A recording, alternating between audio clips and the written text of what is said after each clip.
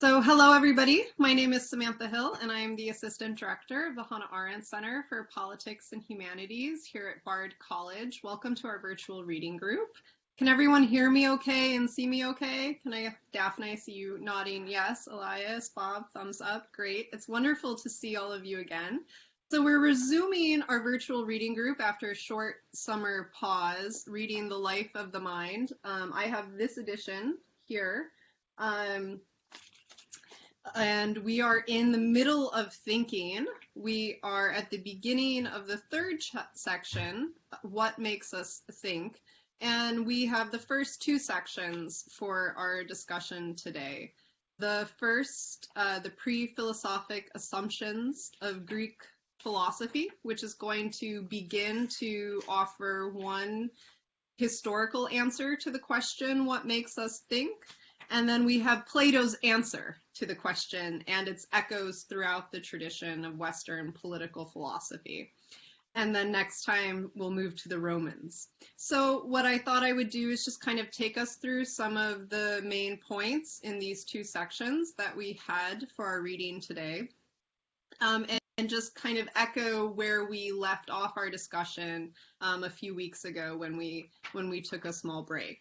So Arendt is drawing a distinction in her work on thinking between knowing and thinking, and what it means to know something and what it means to engage in the process of thinking as an activity.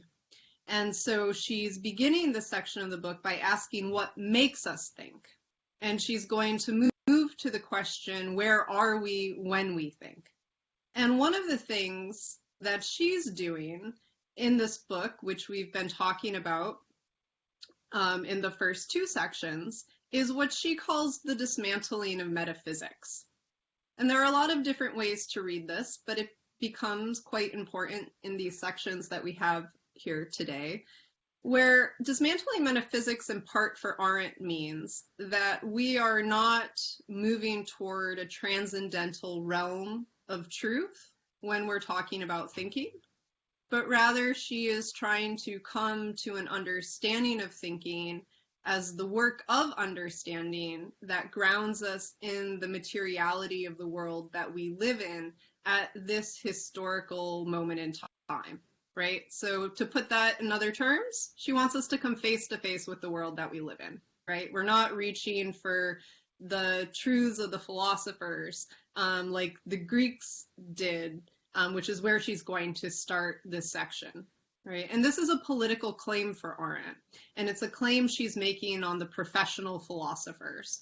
Because if we try to critique the world that we're living in from ideas that are drawn from some transcendental realm of ideas and not the world as it is, as it appears before us and the problems we're dealing with, then the ideas that we're using to think about the world today are not going to be relevant, right, in the way that we want them to be. They're not going to have the power to critique the political problems that we're concerned with. And so part of Arendt's political claim in asking this question, what makes us think, is trying to stick our feet on the earth and make us look at what's before us, right? And so she's going to begin by talking about the tradition of Greek philosophy. And for the Greek philosophers in the first part of the section, what she argues is that they could not dissociate the question, what makes us think, from the idea of, and we see it on the bottom of page 129 here, of immortality, right? So she begins with what she calls this strange notion of immortalizing, right? And so if we go to let's just look at the first couple of passages on this first page on 129 in section 14. Our question, what makes us think, does not ask for either causes or purposes, right? Taking for granted man's need to think, it proceeds from the assumption that the thinking activity belongs among those energeia which, like flute playing, have their ends within themselves and leave no tangible outside end product in the world we inhabit. We cannot date the moment when this need began to be felt, but the very fact of language and all we know of prehistorical times and of mythologies whose authors we cannot name give us a certain right to assume that the need to think is coeval with the appearance of man on earth.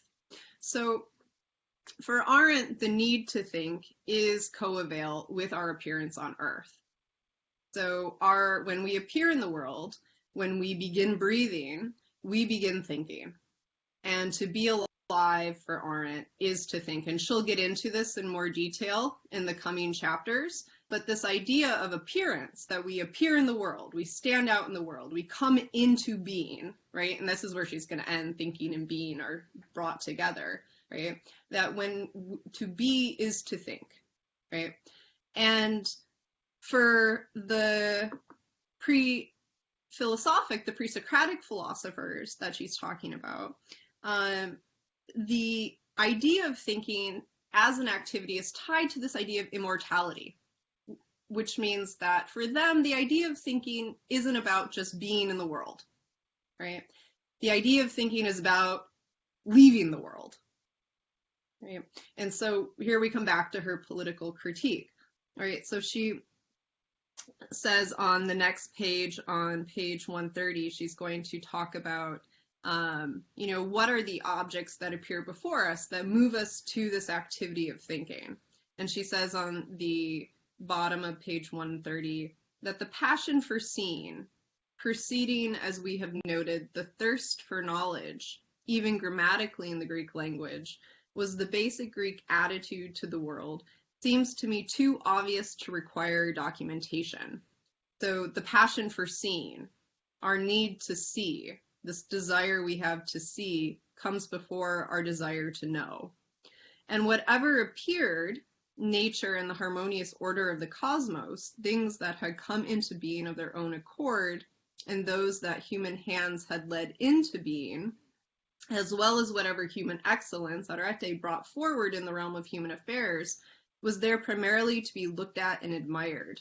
What tempted men into a position of mere contemplation was the kalan, the sheer beauty of appearances, so that the highest idea of the good resided in what shone forth, and human virtue was assessed neither as an innate quality or intention of the actor, nor by the consequences of his deeds, only by the performance, by how he appeared while he was doing.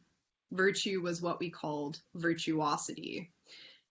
So Arendt she's going to move to Plato's cave metaphor here, but she's drawing a distinction also throughout between those who engage in thinking, those who are spectators, those who want to see the action of what's going on in the world, and those who are in the action, those who are on the stage performing.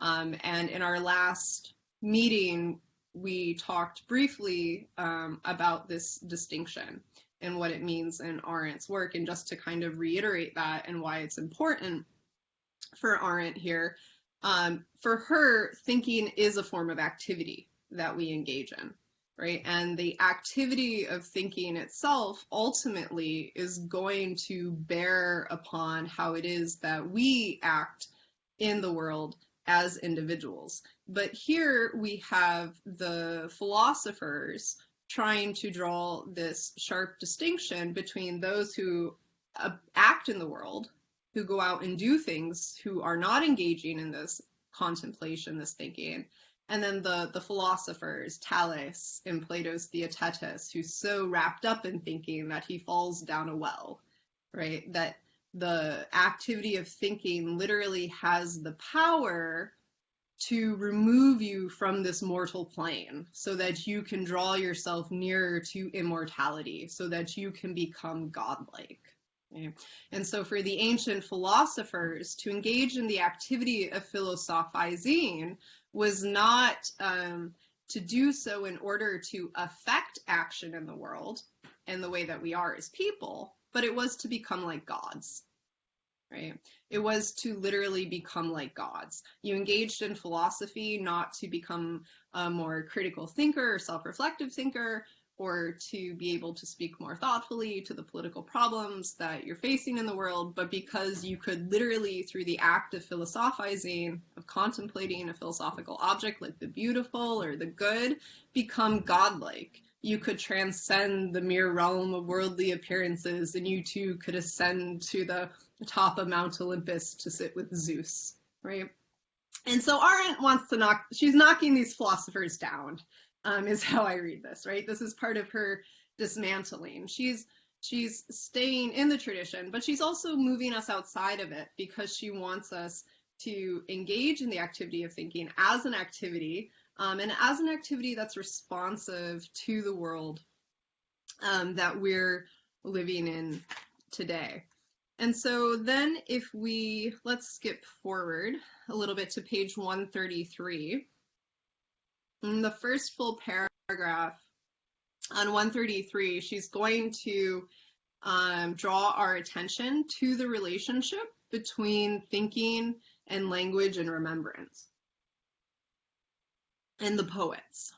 So she says, to state this in conceptual language, the meaning of what actually happens and appears while it is happening is revealed when it is disappeared. Kind of sounds like a riddle, right? So the meaning of what actually happens and appears while it is happening is revealed when it disappears. So to just translate this before we go on, what Arendt is saying there is that you can't tell the story of what you've just seen until you've left the play, right? So you have the experience, and you think about the experience, and then you tell the experience in a story.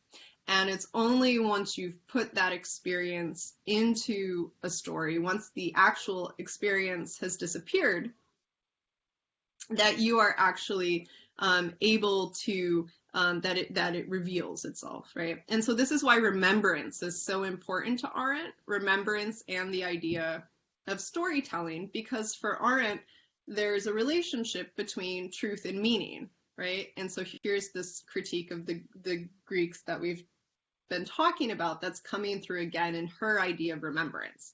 So we're not after Platonic truth, right? For Arendt, we're not after the theory of forms and the ideal of the good and the beautiful that is transcendent of worldly affairs. For Arendt, we're after meaning. And we're thinking about how we, as human beings, get meaning from our everyday experiences in life. And Arendt is really fond of, I think, repeating the Isaac Dinesen quote, everything can be born if you put it into a story, right? So we go out into the world, we meet people, we talk to them, we have experiences, and when we go home, we represent those experiences to ourselves in our imagination. And in that process, we tell a story to ourselves about the experiences that we've had. And through that process of telling a story to ourselves about the experiences that we've had, we create meaning in our lives, right? And so that way, the meaning that we have through this process of remembrance and storytelling is attached to our lived experiences. It's not attached to some otherworldly ideal that we don't physically or sensually have access to, right? And so Arendt is turning us away from this Platonic notion of truth as something transcendent that we can reach through thinking, that this ought to be the goal of thinking, to this idea that through thinking we create meaning. Through the process of thinking and remembering and storytelling, we create meaning, and we create meaning not just for ourselves, but in our communities and for our lives. We tell ourselves stories, and we tell ourselves stories in common as well. And so she says, remembrance, by which you make present to your mind what actually is absent and past, reveals the meaning in the form of a story. The man who does the revealing is not involved in appearances. He is blind, shielded against the visible in order to be able to see the invisible. This is a common trope in the Greek tragedies and the classics, right? So I'm teaching I'm teaching Derek Walcott's Omeros right now in our first year seminar program, which is a rewriting of the Odyssey. My students ask me, well, how can the seer be blind, right? How can the soothsayer be the blind character? And we think of Tiresias, right? But so the person who is visibly blinded is the only person who can see, right? Who has access to seeing what is going on.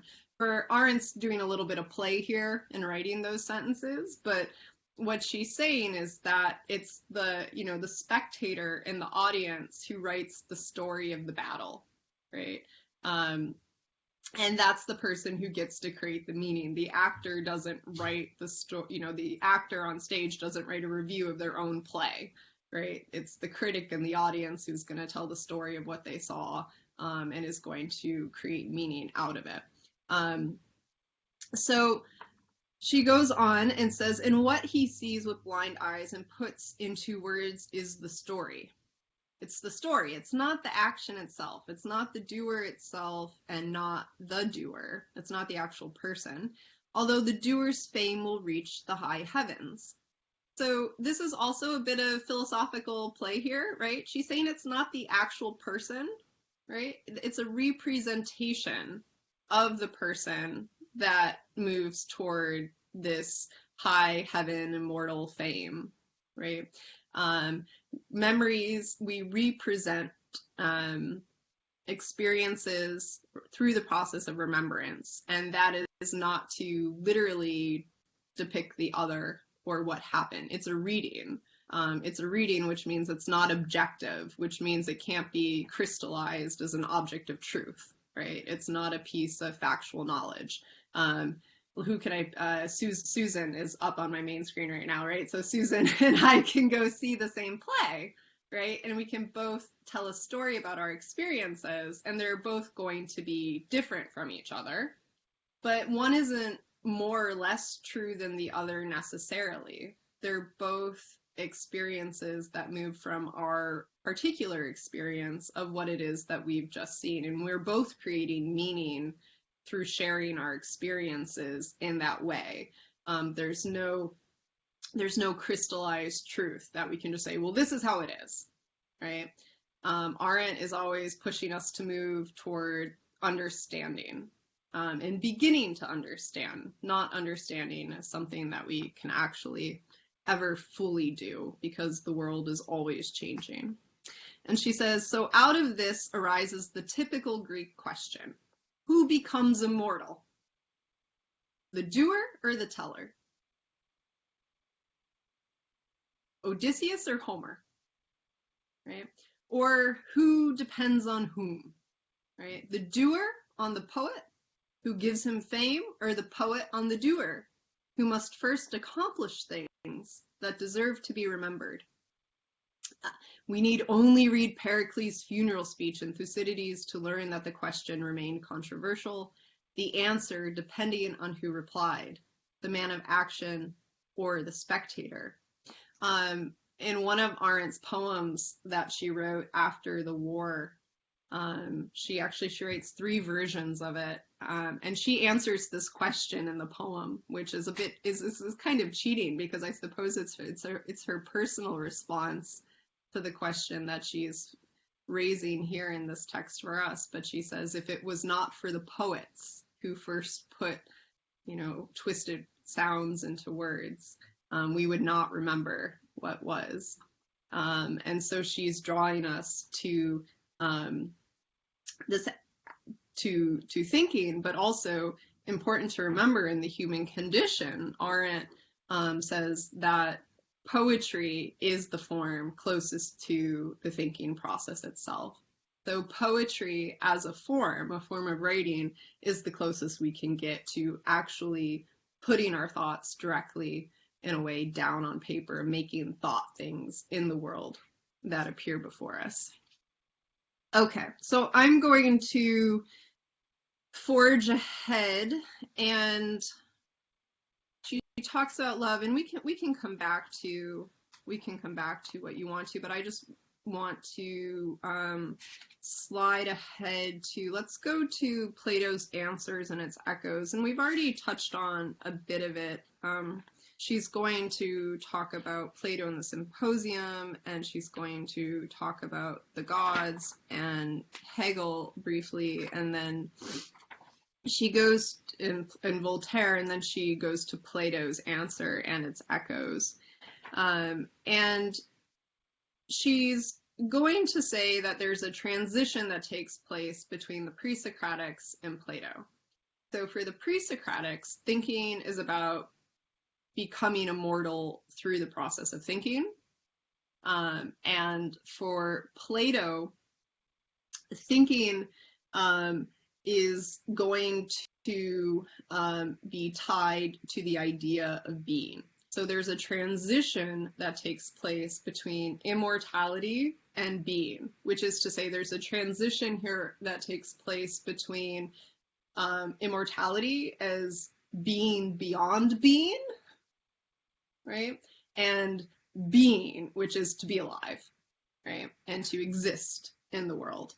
And so the gods are replaced by philosophy. The gods are, and there's the rest of the Western tradition, and we can close the book and no, I'm joking. But the gods are replaced by philosophy, right? And so thinking and being become the same, and the gods aren't totally done away with, though, because they're both related to divinity for Arendt.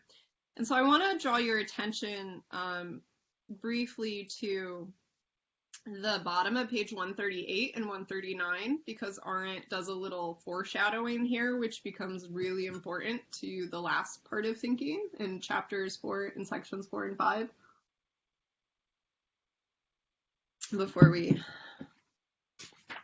So she says, it is in the first full paragraph we have there.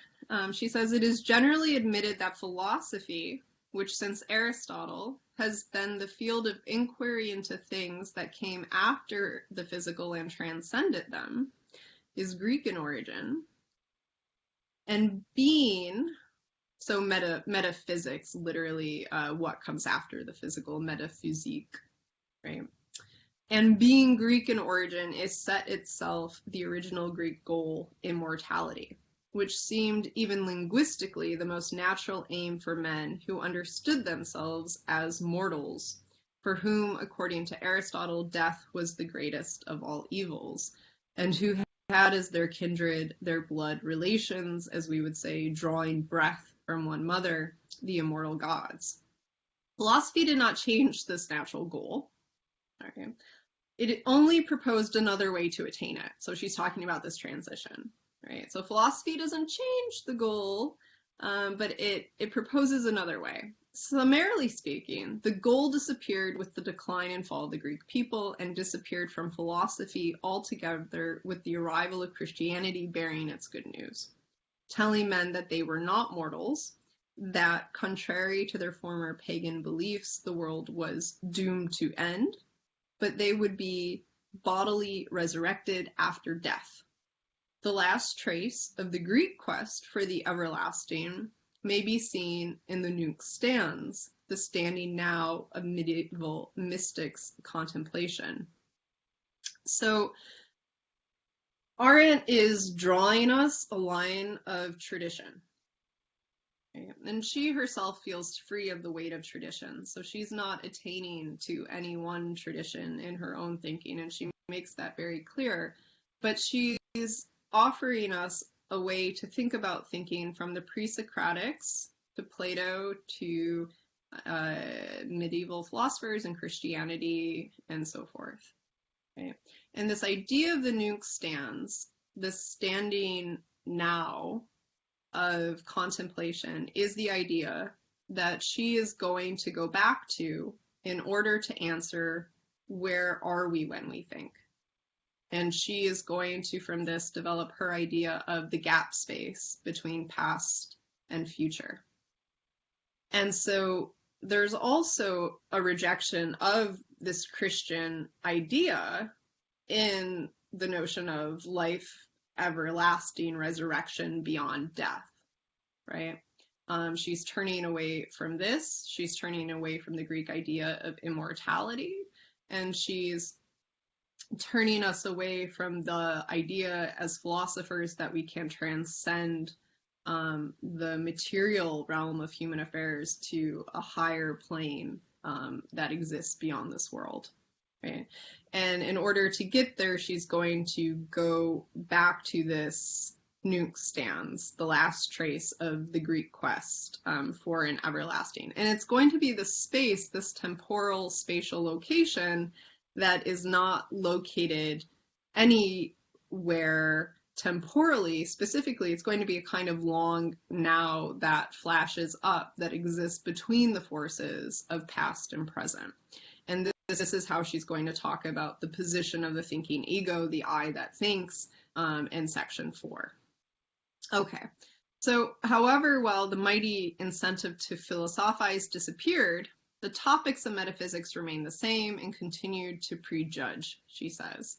So then if we slide down on page 139, and I'm just going to finish up here, she says, the originally divine metaphysical topics, the everlasting and the necessary, survived the need to immortalize through the mind's effort to stay and remain in the presence of the divine, an effort rendered otiose when, with the rise of Christianity, faith replaced thought as the bringer of immortality, and in a different way, the evaluation of spectatorship as the essentially philosophical and best way of life also persisted.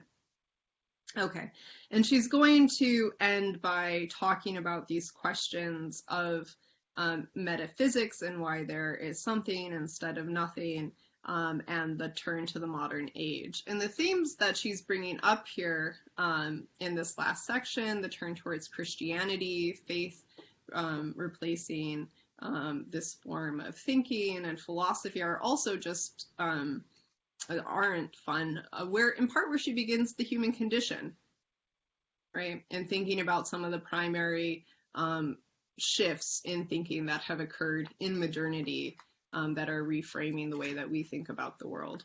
So I've been